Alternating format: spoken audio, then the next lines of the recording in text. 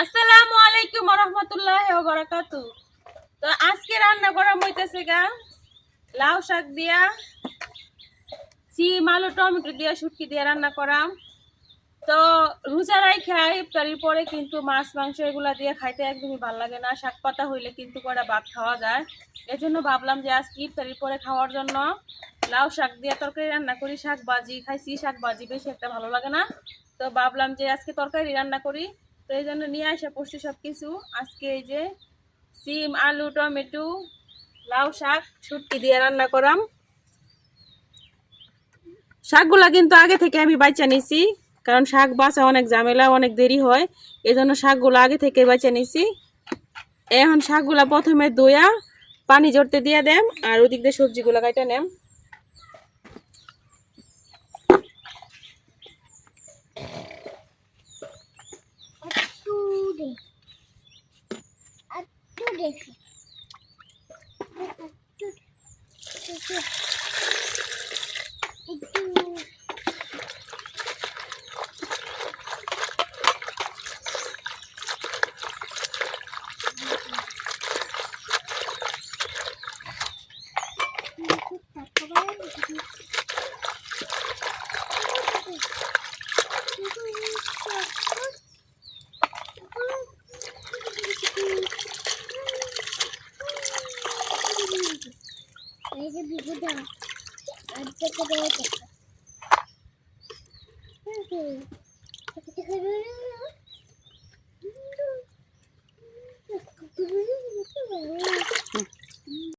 এখন আমি শাকগুলা 2-3 বার খুব ভালোভাবে ধুয়ে নিলাম, কারণ শাকের মধ্যে অনেক ভালো থাকে।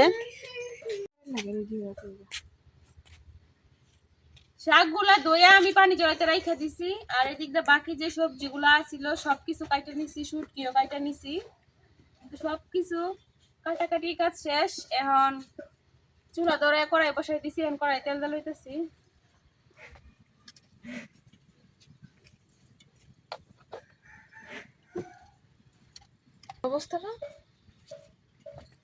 তেল গরম হয়ে গেছে, এখন আমি দিয়ে দিতেছি কাটতে রাখা পেঁয়াজ রসুন।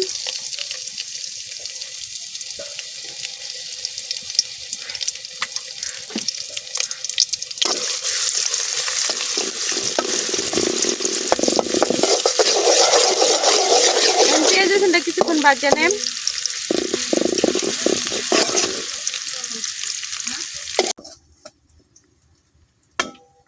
পেঁয়াজ রসুনটা হালকা ভাজা হয়ে গেছে, এখন আমি অল্প একটু পানি দিয়ে দিতেছি।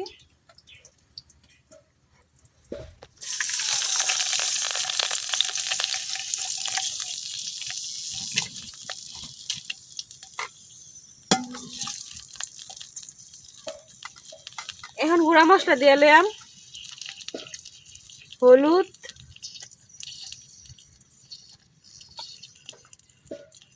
শুকনা মরিচের গুঁড়া,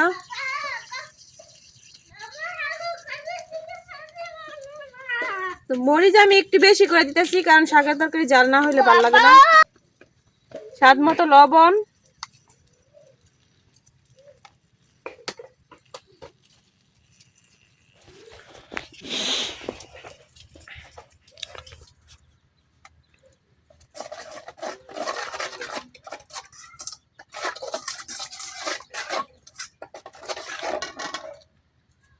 এখন দিয়া দেম শুটকি। তো এই জায়গায় কিন্তু আমি ট্যাংরা শুটকি দিছি।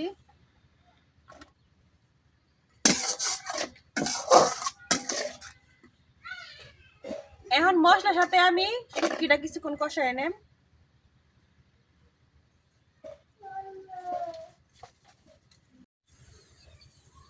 শুটকিটা কিছুক্ষণ আমি কষায় নিছি, এখন দিয়া দেম কাটে রাখা আলু, কারণ আলুটা সিদ্ধ হইতে একটু সময় লাগবো। এই জন্য এখন আমি শুটকির সাথে আলুটাও কিছুক্ষণ কষায় নেম।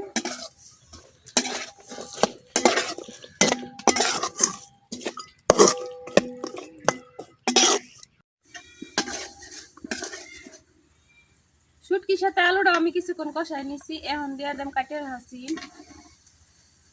এইভাবে বাগে বাগে দিয়া কষায় নিলে কিন্তু তরকারিটা খাইতে অনেক ভালো লাগে। আর শাকটা আমি সবার লাস্টে দিলাম, শাক আর টমেটো।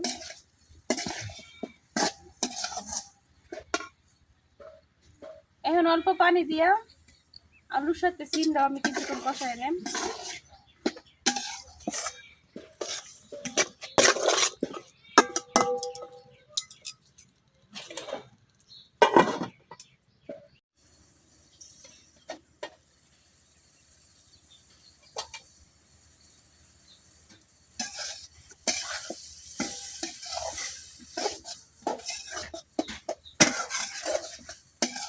আলু আর সিম কষানো হয়ে গেছে, এখন দিয়ে দেব আমি লাউ শাক।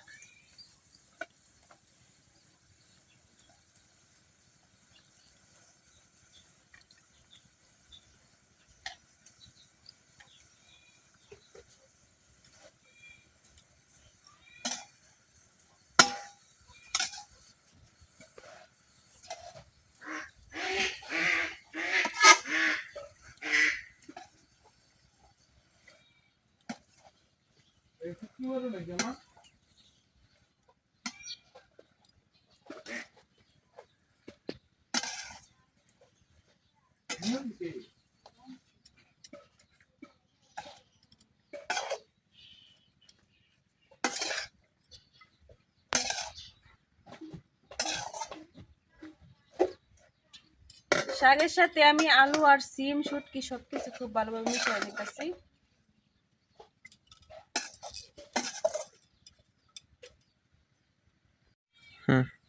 মিশানো হয়ে গেছে, এখন আমি কিছুক্ষণ ডাইকিয়া ভাপ দিয়ে নেব।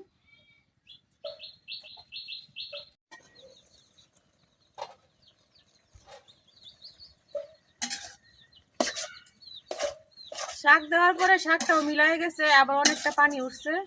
তো এখন আমি দিয়ে দেব কাটিয়ে রাখা টমেটো।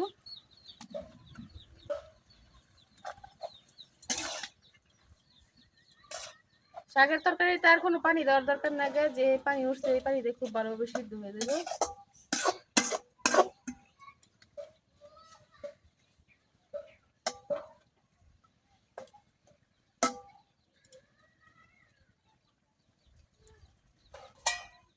এখন আমি ডাইকে আবার কিছুক্ষণ রান্না করে নেন।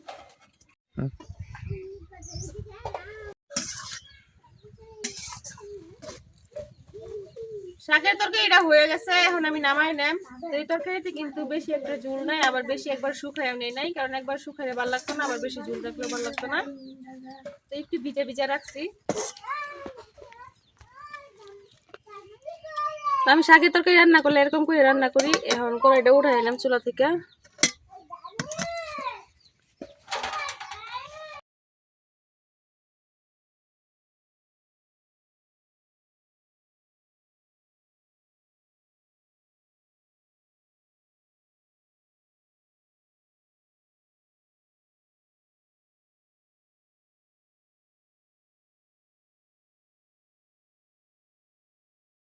লাউ শাক 2-3 রকমের সবজি দিয়ে শুটকি তরকারি কিন্তু আমার রান্না হয়ে গেছে। তো আজকে কিন্তু ইফতারির পরে আমি এইটা দিয়েই ভাত খাইলাম। তো কেউ ভাত খায়, আবার কেউ খায় না। আমার কিন্তু ইফতারির পরে ভাত না খেলে চলেই না, এই জন্য আমি শাক রান্না করছি, শাকের তরকারি রান্না করছি। তো আমার শাকের তরকারিটা কেমন হয়েছে অবশ্যই কমেন্টে জানাইবেন। আজকে ভিডিও পর্যন্ত, সবাই ভালো থাকবেন, সুস্থ থাকবেন, আল্লাহ হাফেজ।